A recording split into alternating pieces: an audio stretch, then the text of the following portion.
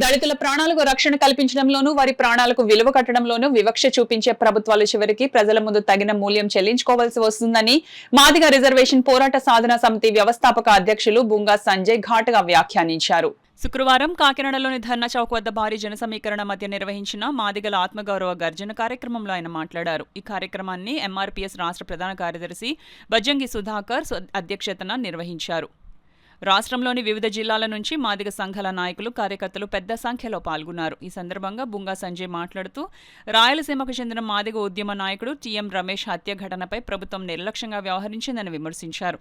ఆ కుటుంబానికి నామమాత్ర పరిహారం మాత్రమే ఇచ్చారని, అదే సమయంలో ఇతర రాజకీయ నాయకుల మరణాలకు కోటి రూపాయల ఎక్స్గ్రేషియా, భూమి, ఉద్యోగం ఇచ్చిన ఉదాహరణలు ఉన్నాయని అన్నారు. రాష్ట్రంలో దళితులపై దాడులు, హత్యలు, సామాజిక అవమానాలు, మహిళలపై లైంగిక దాడులు పెరుగుతున్నాయని ఆయన ఆందోళన వ్యక్తం చేశారు. నిందితులు ప్రభావవంతులుగా ఉండటం వల్ల విచారణలు ఆలస్యమవుతున్నాయని, బాధిత కుటుంబాలు న్యాయం కోసం సంవత్సరాల తరబడి ఎదురు చూడాల్సి వస్తుందని పేర్కొన్నారు. దళితులపై జరిగే దాడులు, హత్యలకు సంబంధించిన కేసులను వేగంగా విచారించేందుకు ఫాస్ట్ ట్రాక్ కోర్టులు ఏర్పాటు చేయాలని ఆయన ప్రభుత్వాన్ని డిమాండ్ చేశారు. ప్రభుత్వం వెంటనే చర్యలు తీసుకోకపోతే రాష్ట్ర వ్యాప్తంగా పెద్ద ఎత్తున ఉద్యమాలు చేపడతామని హెచ్చరించారు. మాదిగల హక్కులు, ఆత్మగౌరవం కోసం ఈ పోరాటం కొనసాగుతూనే ఉంటుందని బుంగా సంజయ్ స్పష్టం చేశారు. ఈ కార్యక్రమంలో బజ్జింగి సుధాకర్ మాదిగ, బుంగా సంజయ్ మాదిగ, పేరుపోగు వెంకటేశ్వరరావు మాదిగ, ఉసిరిపాటి బ్రహ్మయ్య మాదిగ, దాసరి సువర్ణరాజు మాదిగ తదితరులు పాల్గొన్నారు. వాళ్ళ మీద కూడా కొన్ని హత్యలు జరుగుతున్నాయో వాళ్ళకి కోటి రూపాయలు ఇస్తున్నప్పుడు మరి దళితులుగా మాకెందుకు ఇవ్వరు? మాకు ఇవ్వాల్సిన అవసరం కూడా ఉంది.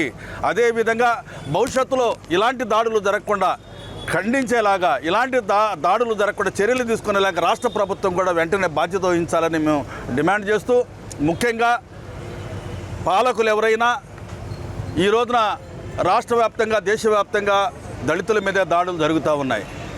నిన్నటి ప్రభుత్వంలో ఇదే ప్రాంతానికి చెందినటువంటి అనేక ఘటనలు కూడా జరిగాయి. సుబ్రహ్మణ్యాన్ని చంపడం జరిగింది, మాస్కులు అడిగిన డాక్టర్ సుధాకర్ని చంపడం జరిగింది, ప్రభుత్వమే హత్యలు చేసింది. అదేవిధంగా కిరణ్ని చంపింది మాస్కులు అడిగినందుకు. ఈ విధంగా చెప్పుకుంటా పోతే మరి సుబ్రహ్మణ్యం కానీ, డాక్టర్ సుధాకర్ కానీ ఇలాంటి హత్యలు ఏదైతే ఉన్నాయో ప్రభుత్వమే పనిగట్టుకొని చేయడం వల్ల ఆ రోజు వైఎస్ జగన్ ప్రభుత్వంలో నిర్లక్ష్యం చేయడం, దళితుల పట్ల చులకన చేయడం ఏదైతే ఉందో ఆ రోజు శిక్షలు పడలేదు కాబట్టి, ఆ రోజు నిర్లక్ష్యం వహించబట్టే ఈ రోజున తెలుగుదేశం ప్రభుత్వంలో కూడా అదే పరంపర కొనసాగుతూ ఉంది.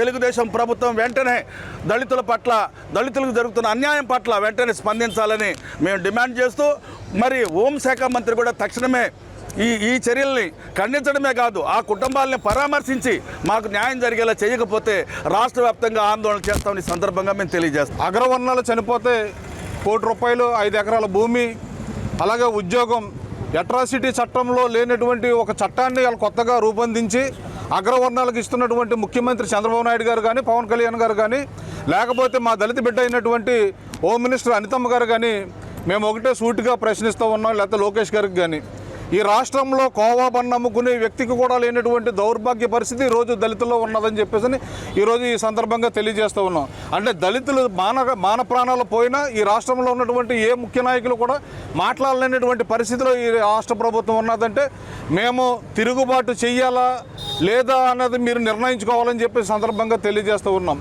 ఏదైతే మేము కోటి రూపాయల ఎక్స్గ్రేషియా డిమాండ్ చేస్తున్నామో అదేవిధంగా 5 ఎకరాల భూమి, ఫాస్ట్ ట్రాక్ కోర్టును తక్షణమే మాకు దళితులకు ఏర్పాటు చేసి, దళితుల జోలు, మాన ప్రాణాల జోలికి ఎవడన్నా రావాలంటే ఫాస్ట్ ట్రాక్ కోర్టు ఉంది, వాళ్ళ జోలికి వెళ్తే వెంటనే శిక్షలు పడతాయనే విధంగా భయం కల్పించాలంటే ఖచ్చితంగా ఫాస్ట్ ట్రాక్ కోర్టు ఏర్పాటు చేయాలి.